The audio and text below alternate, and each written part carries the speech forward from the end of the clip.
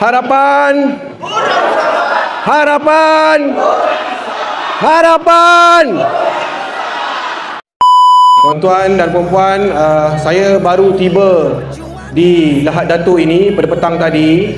Sebelum ini saya telah menjelajah ke beberapa daerah di Sabah kerana Yang Amat Berhormat Perdana Menteri telah memperuntukkan sejumlah wang yang besar kepada rukun tetangga di seluruh Sabah dan juga di seluruh negara.